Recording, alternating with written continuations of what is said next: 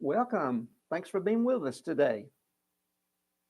The Gentiles did not have anything like the law of Moses to guide them through life, so they could assert that they should not be held accountable for their actions. In Paul's counter argument to this position, he said that the Gentiles are just as accountable as the Jews. The apostle argued in Romans chapter 2, verses 14 and 15, that although the Jews had the law, this in no way proved they had a special arrangement with God or that they were superior to the Gentiles.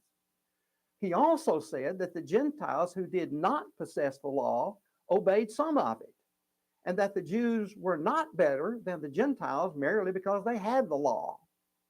For Jews, these were revolutionary words. These were more than that. They were fighting words.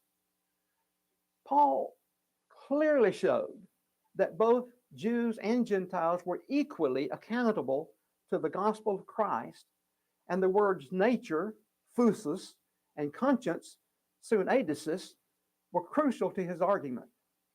The word nature has to do with the inborn inclinations of humans that are done almost intuitively. The Gentiles are described as almost innately performing some of the law. Paul did not, however, say they did all the things of the law, but speaking generally, he indicated in a broad kind of way that they did certain things of the law. This would include such matters as honoring parents, doing business honestly, helping children, people in need, treating children kindly, not stealing, not murdering, although he didn't get into the specifics on these. Certainly, the Gentiles failed to obey many instructions found in the law and probably did not even know them. But Paul omitted discussing those points for the sake of his argument. He was simply speaking in terms of pagans doing in some situations what the law required. In no way, however, did Paul conceive of pagans living in utter darkness without any knowledge of proper conduct and civility. The other important word showing that the Gentile world was accountable to God is the word conscience, suneidesis. The Greeks especially, and especially the Stoics, held that it was their conscience that convicted them of bad actions. However, it is generally agreed that in the New Testament, the word conscience reflects on both good and bad human actions. The conscience was the means by which those who did not have the law, but measured up in some ways to its moral demands, could judge their own performance. The words accusing and defending further interpret the work of the conscience and probably indicates that our thoughts are engaged in a continuous debate among themselves. It's like the picture of an angel on one shoulder and the devil on the other, and the debate going on between them as to which one should be followed in making a moral decision. Paul was not arguing in verses 14 and 15 that the Gentiles knew the requirements of the law by means of nature or by their conscience, and on this base were accountable to God. What he is saying is that by virtue of nature and conscience, the Gentiles had something that was somewhat parallel what the Jews had through the law, and both groups had the means of determining right and wrong. Paul's rationale was that those without the law had a natural sense of what God expected, based on what is known of God through the created world, and then also by their conscience. The bottom line is that pagans in the first century and pagans in the modern world without access to the gospel are still accountable to God as they do to the best of their knowledge what God requires. In the context of Romans 2, both Jews and Gentiles were without excuse, and so are we. Thank you so much.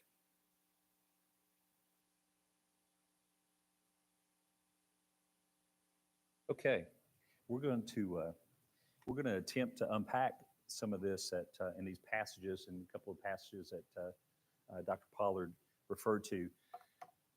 As we're studying Romans, obviously we're trying to get the context of Paul's writing to the church at Rome, who it was written to.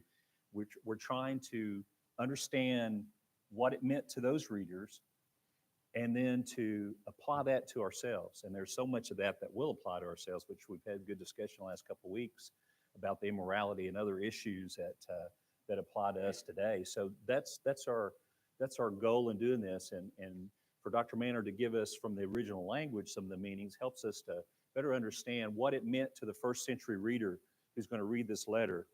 And then what does that mean to us? So, that's the real importance of Bible study and anything. You use the context of the intent, and then you apply it to how it can apply to us. So that's what we're striving to do in this study, and I appreciate your engagement and your discussion. Anthony, can you advance that for me? It's not advancing. So before we move forward, I want to just present some of the outline that we've looked at, because we've talked about a lot of stuff even in just a couple of verses, but just to give us an idea, we're in a section now, went through the introduction. Now, starting with verse 18 of chapter 1, we're going to get into now, and we've talked about how this is a deeper study, going to challenge our thinking, because Romans is a deep writing, and we've already seen that in some topics, particularly today, things we'll look at. We're going to continue to do that. But we're in a long doctrinal section, which many call the doctrinal section of Romans. And so we're going to continue from now till about till about chapter 9 is going to be doctrinal issues. We're going to talk about faith.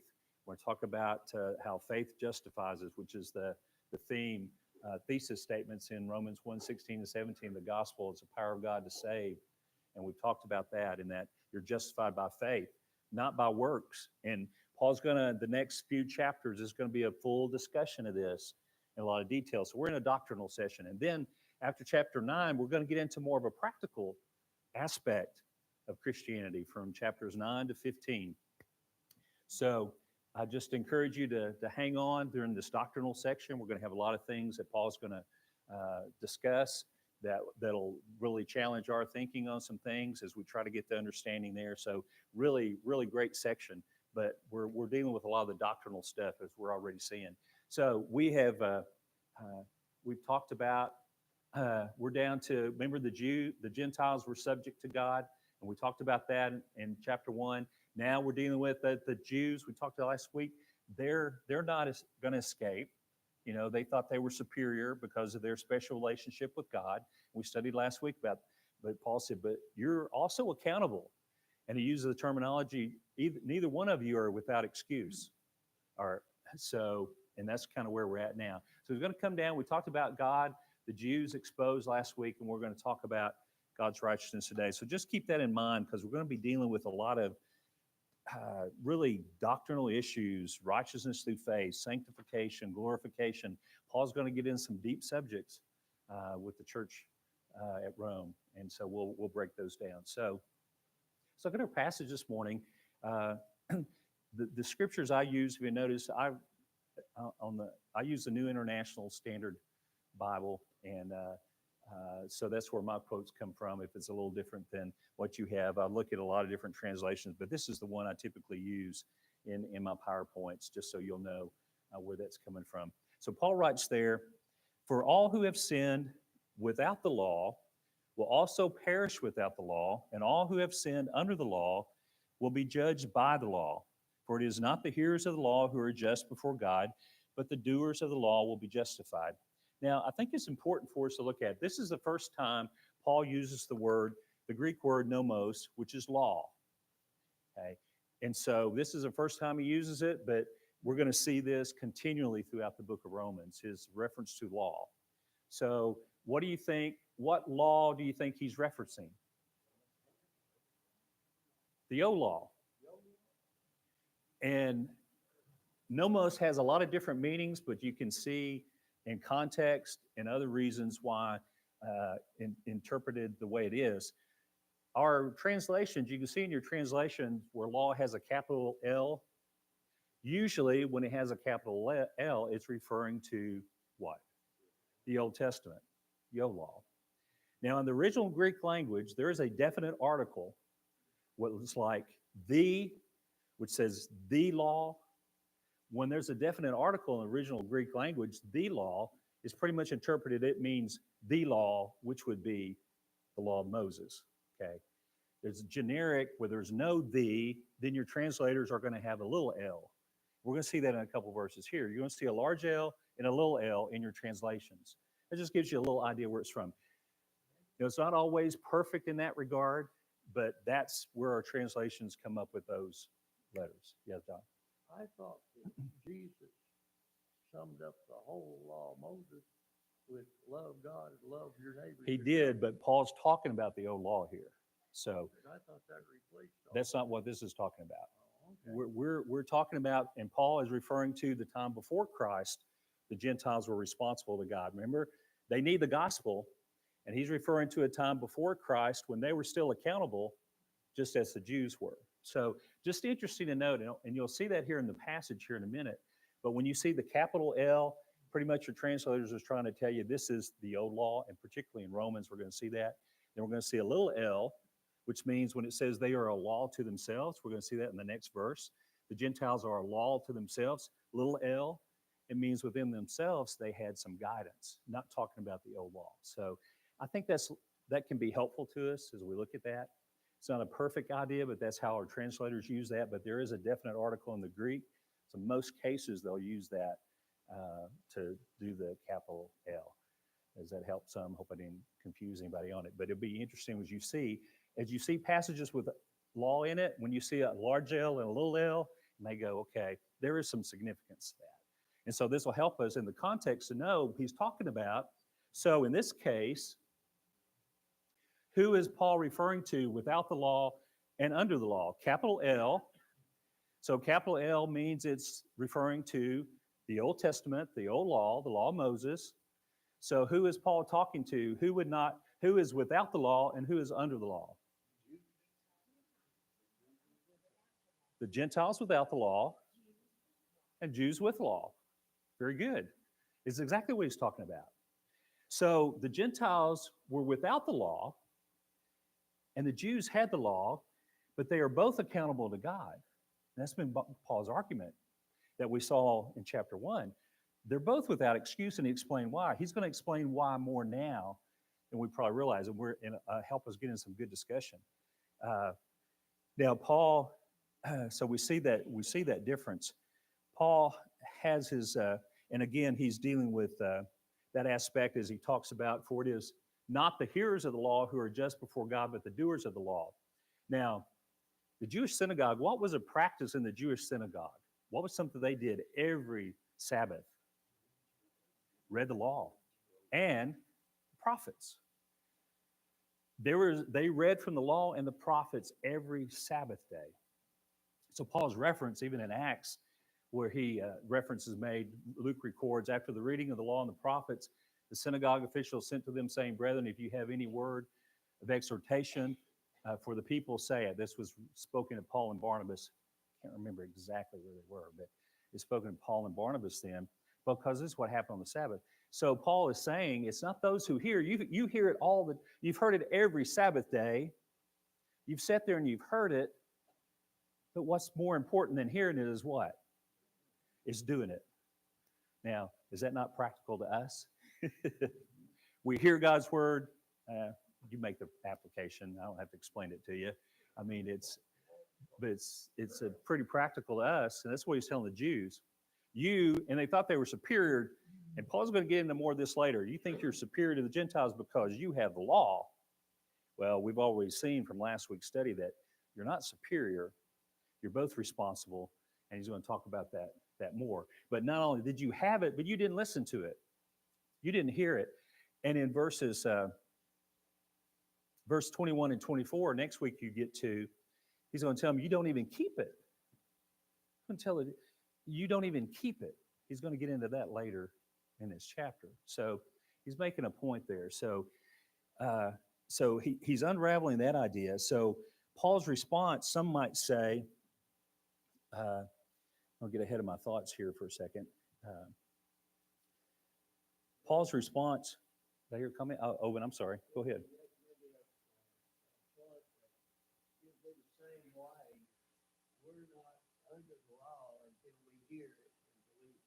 Okay. Yeah, under Christ's teaching. Yeah, under Christ's teaching, exactly. Now, and we're dealing with the old law at this point, so we want to keep in context what Paul's talking about. But you're right. We know we're not following Christ unless we really respond to his teaching, don't we, Owen? So great point. Other thoughts or comments before I get too far off? Greg? This reminds me of the parable of Jesus told about the two sons, where he tells the one to go do something. I didn't have specifics. And he says, I will, but he doesn't. And he doesn't. And then the other one says, I don't want to, and then he goes ahead and does it. He said, which one is justified? There's also the one that's done. Great example. Yeah. That's his point all along. You hear or you say you'll do and you don't do. It's the doing that's important, isn't it, Jerry?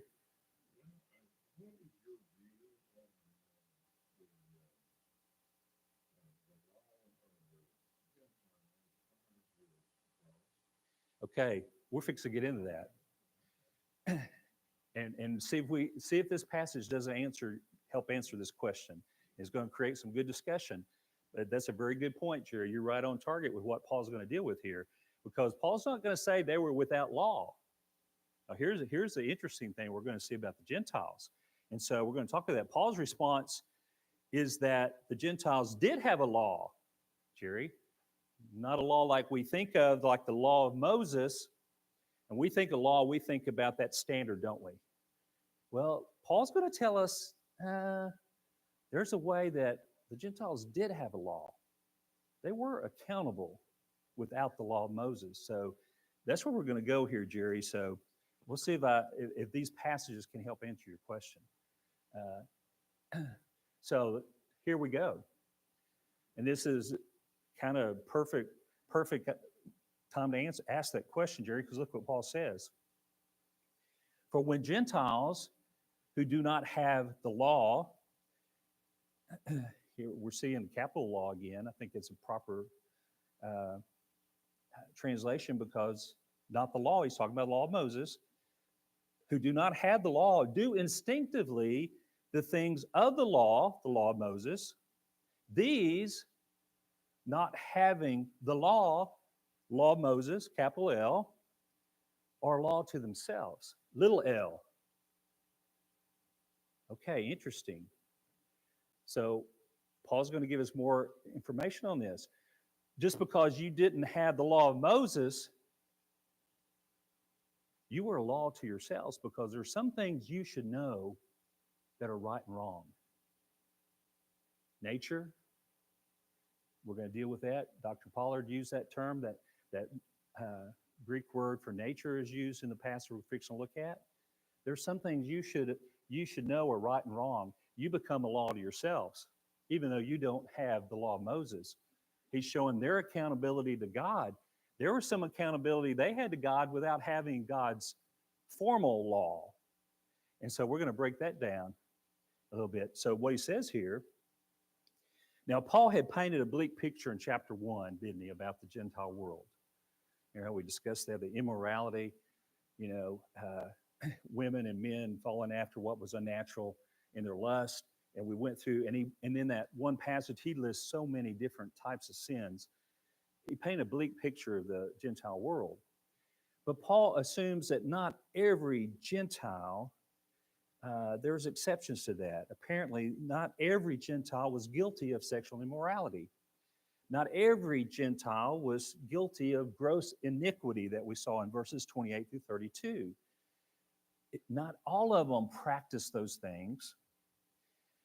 And even though they didn't obey the law of Moses, but they did, and didn't have the law, but they did have things that they followed. Do instinctively the things of the law. What would be things, I think it's on here, what things might they practice just out of their lives to know what was right and wrong without having the law? Okay? Most of them would say murder's wrong. Other things you think about that were in the law that they practiced probably without having the law? Honoring their mother and fathers. They knew that that was something that was right to do. Yeah, wrong to steal, take someone else's property. These were things that they knew were not proper to do. Probably bearing false witnesses against your neighbor. So I've listed some of these, so you're listing some of those. So when they did these things, they did things that were things of the law that without knowing the law themselves. Paul said, there's some of these things that you know are not proper to practice without God's formal law telling you that. We're going to get in more of where this comes from as well. That Paul tells us where that comes from. Paul, not you, Paul, the other Paul. The other Paul. One thing they were doing was common sense, which, you know, it just made common sense to do exactly what the little law said without following the old law. Okay. And we're lacking a lot of that now. But Yeah. Common sense. I don't think we have any of that anymore. I'm sorry, Karen.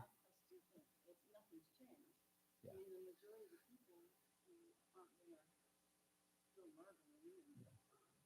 Yeah, we're going to get into more of that here in a second because we're going to get into conscience, common sense, but there's a time where you can leave common sense out, can't you? And we're going to break this down some more, Mike. How people today unfortunately do, because I've talked about people that say, man, that guy that passed away, he was a good guy, he did every bit of this. They did no crimes, never baptized Christ, did no Lord, but they say it's got to make a difference. I thought, it's got to make a difference. If there's a guy, he's got to know this guy did this, this, and this. Yeah, but they forget about the death, burial, and resurrection of saving Christ. Yeah. And there's a world of people that think, I don't do the good things, do right, I'll make it to heaven. And I'm afraid you're not going to make it.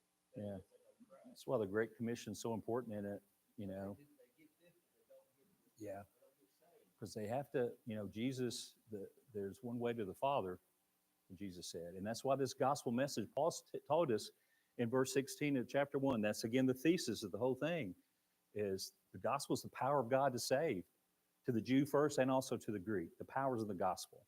And that's what he's breaking down here. He's making them both understand. Gentiles, you need it. And Jews, you need it.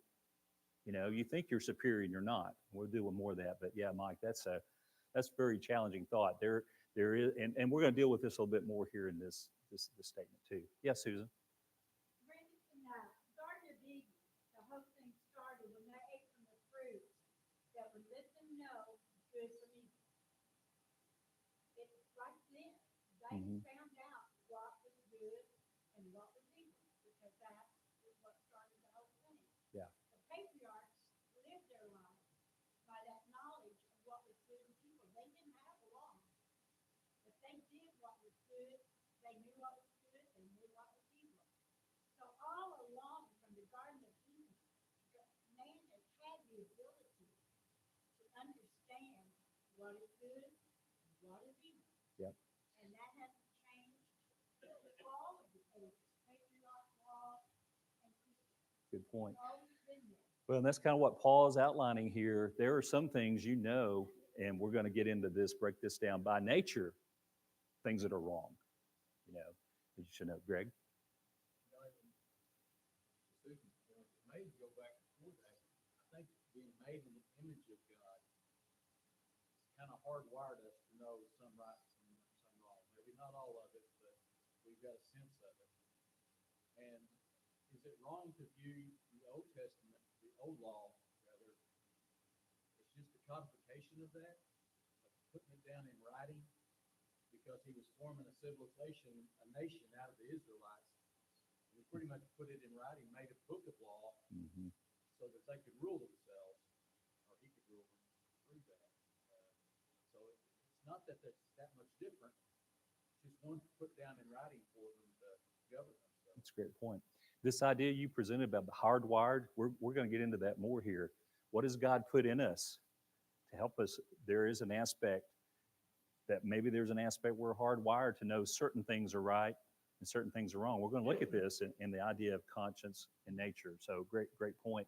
And the aspect is Paul writes about the tablet written on stone, but now God's written what? On our hearts. That's God's intention for all this to be lived out, wasn't it?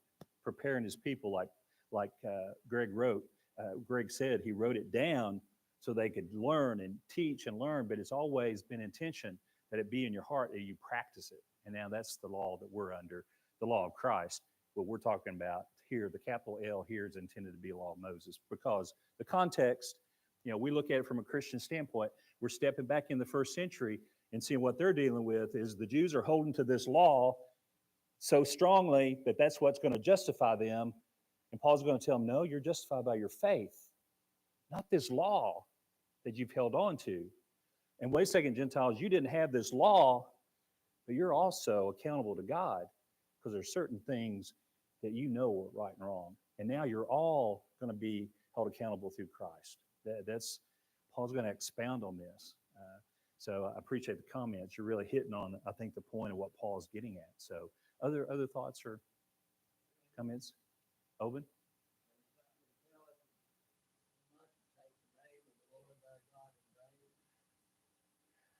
Yeah, we're not to do that. Yeah, and we need to be careful with that, don't we, Owen? Randy, you have a comment? Now, this goes back to apologetics because every man has a conscience. And if those who do not believe in a God, where does conscience come from? Yeah. If man is the only animal that has a conscience, how did it only develop and evolve only in a man? So the righteousness and right and wrong come from God, and that is one of the reasons, the keys we can show that there was a creator, there was a God, and he put that in man. See, I think Randy's think alike because we're sending vibes because I've got that very thing on the slide coming up. We're going to look at that very point. We're going to visit with what C.S. Lewis writes about. He was known for great writings on apologetics, so we're going to talk about that. So thanks for sharing that. Got that connection going there. So good comments. Other thoughts or comments? So if they did not have the law, how did they know to follow these principles, what we're going to look at next? So here's a concept I want to share with you before we move there.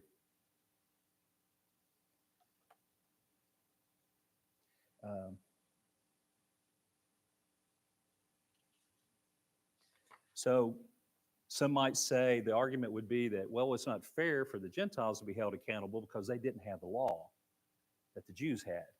But Paul's argument is, no, there's things that hold them accountable, and that's what he's going to get into. So what principles? So verse 14, look at this again. Instinctively, okay, for when the Gentiles who do not have the law do instinctively, now it comes back to this idea, Greg, you mentioned hardwired. We're going to use this idea of nature. Instinctively literally means by nature. By nature. Thayer's Greek lexicon states the word, which expounds on Greek words, states the word for nature means that Gentiles were guided by their natural sense of what is right and proper. Natural. Now, this same word is used in Romans 1:26-27, when we read about how the women exchanged the natural function for the unnatural, and men did the same thing. They went against God's created order. Okay? So this idea about there's certain aspects of man's nature maybe has been hardwired by God that go against God's created order. There are certain things you need to be, are right and wrong. Gentiles naturally knew some things to be right and others to be wrong because that is the way that God made us. That is the way God made us. There's some aspects to that. We're going to get back into this argument that Rainey just mentioned. It's been a great argument of apologetics and defense of Christianity. Is where does the idea of right and wrong come from? If there is no intelligent being, who even determines there was a right and wrong in the very beginning? Susan's referred to that aspect as well. It's a very great argument in apologetics that's caused a lot of people to come to believe in a creator, and we're gonna expound on that and look at that a little bit more here. So, thoughts or comments on that before we look at the next passage? So he's going to expound on that. Okay, so they do instinctively, but what happens?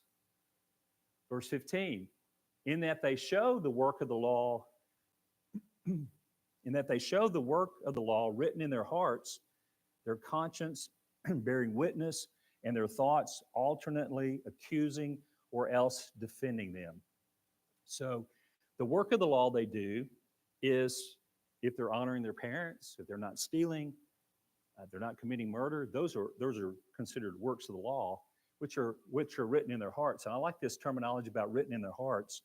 You know, we have this idea where we say of course, the heart in the first century is the very seat of feeling and impulse, affection, and intellect. It all wrapped into the heart. But someone has said, we say defeat was written on his face.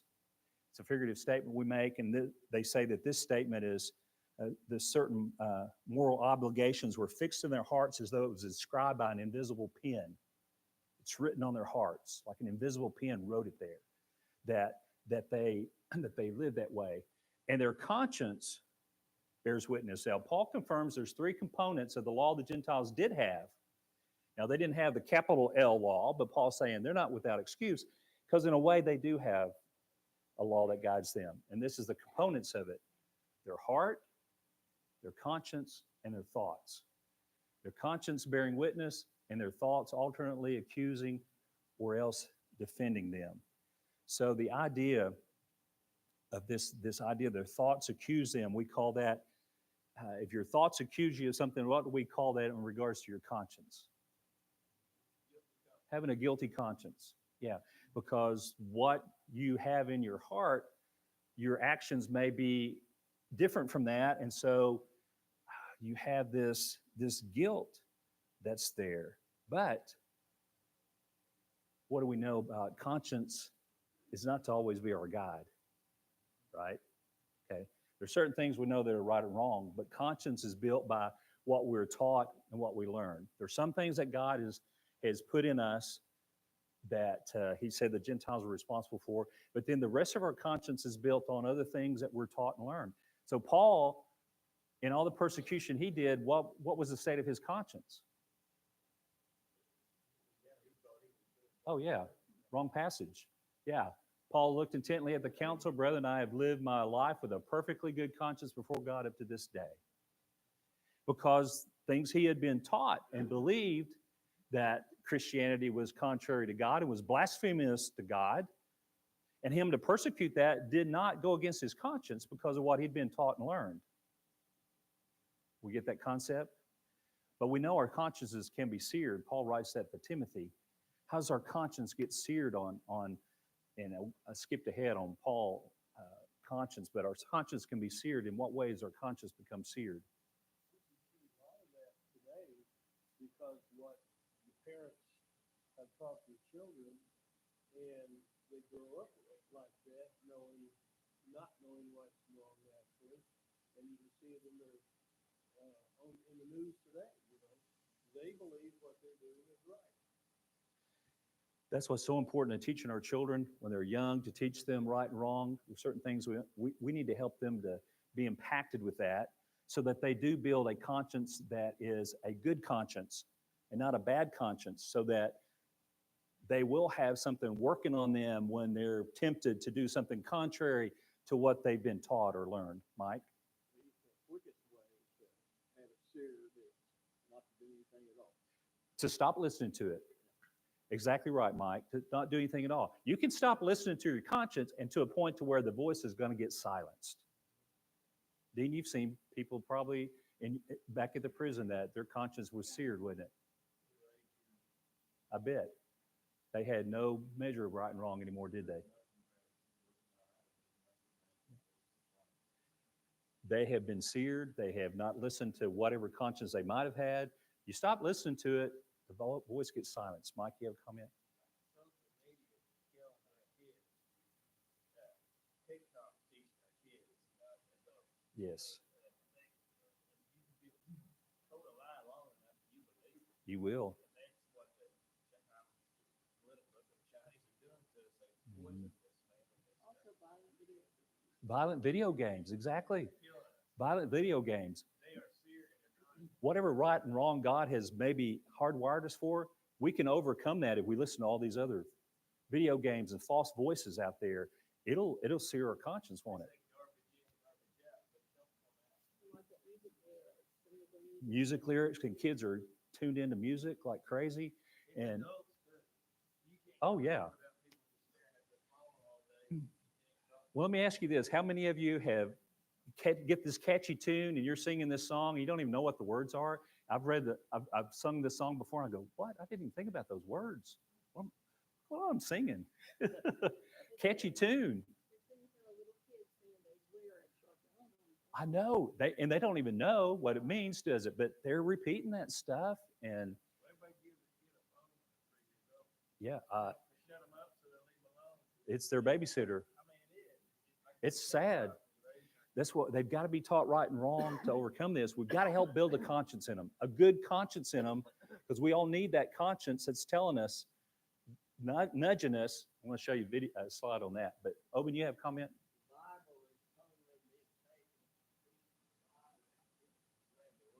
Yeah.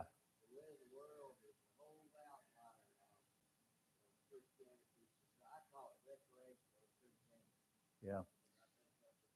That's probably a good way to describe it, Owen. Really good point. But so this is the image I get. Boom. What we think of. I mean, our conscience has a role if we don't sear it. If it's not a bad conscience. You know, we grow up knowing right and wrong. But so many of our kids, we're talking about our kids, the things that's going on in society today, they're not learning right and wrong. They're not being encouraged at home. They're not being taught values at home any longer. So they don't have any value for right and wrong, do they? It's why we see the shootings and all the other things that we see today. Anita? Yes.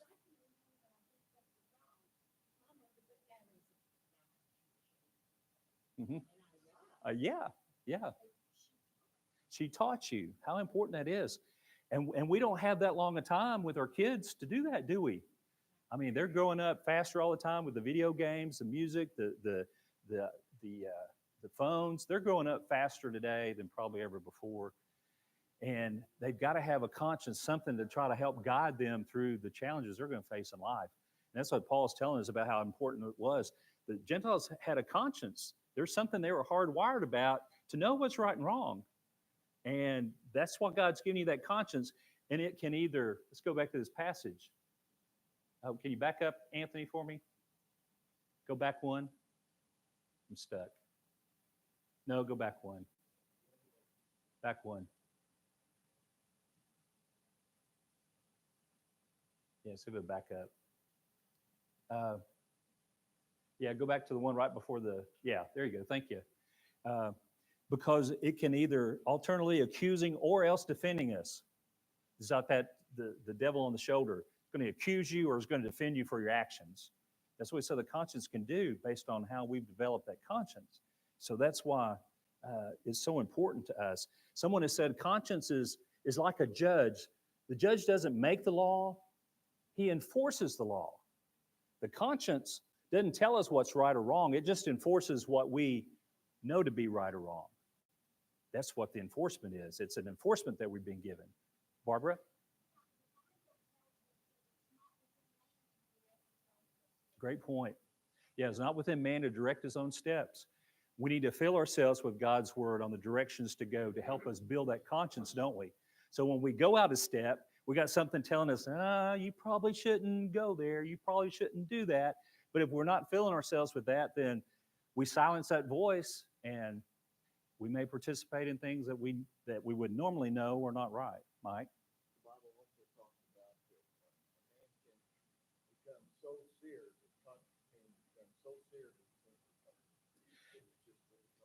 Great point. Mike talked about your conscience can become so seared that you can't return.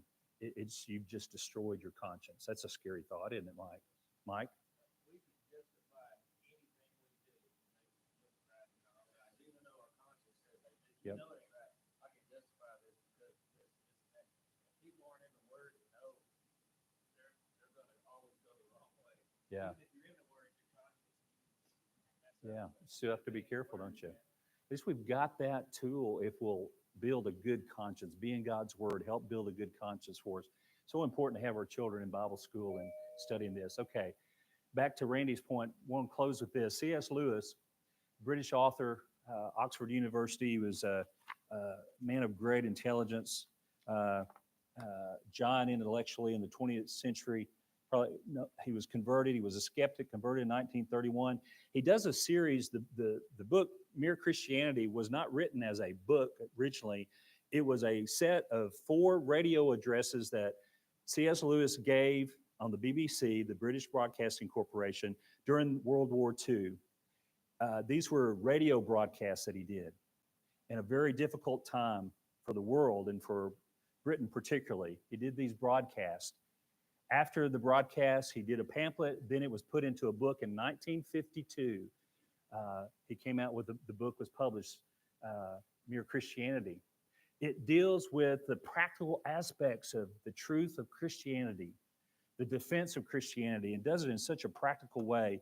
You may have read many people that have been influenced by it. But one thing he mentions that I want us to look at, a statement he makes about this moral law. And his writing, he talks about, and he's writing to skeptics, that there's a moral law that we've been given, this law of nature. And listen to what he says. This law was called the law of nature because people thought that everyone knew it by nature and did not need to be taught it. They did not mean, of course, that you might find an odd individual here or there who did not know it, just as you find a few people who are colorblind or have no ear for a tune. But taking the race as a whole, they thought that the human idea of decent behavior was obvious to everyone. And I believe they were right.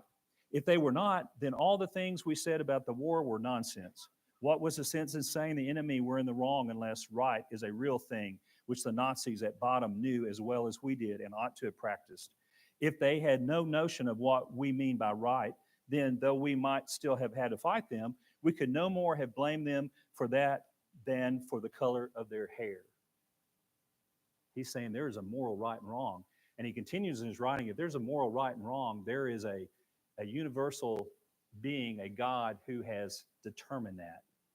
And he's written it in our being that there are things we all know. There were war crimes in Nuremberg because of crimes against humanity. Man identified there were certain crimes they should have known those travesties were wrong because they're against humanity. There are certain crimes you need to know are wrong, whether your government says it's right or not, whether your Nazi powers told you to do this or not. There were certain things you should know by nature it's wrong to do to one another. And so he makes a great argument, and he's converted a lot of skeptics. He does a lot more practical arguments in that too. Final comment, Greg? It's a great example of the whole nation having their consciences seared by propaganda and misguided teachings. Wow. That's the result of it. That is a great point. If you didn't see that, the whole country was seared, their conscience were seared during that time, that they supported all this that was going on. Great point. So see the point of what Paul's making there. I hope it's really practical to us. And he goes on and finishes that with the last passage we looked at. That he talks about there's a judgment coming, and he's going to judge the secrets of man. So a lot of great truth here, a lot of practical things for us. So Paul's really getting into some of that doctrinal stuff we talked about. So thanks for all the good comments today, and I hope that's helpful to you in your study. Oh, next week, if you're following along, Truth for Today, the page numbers next week, if you're reading along, will be pages, I got those here for you, page numbers 151 to 166, 151 to 166. Be the rest of the chapter 2.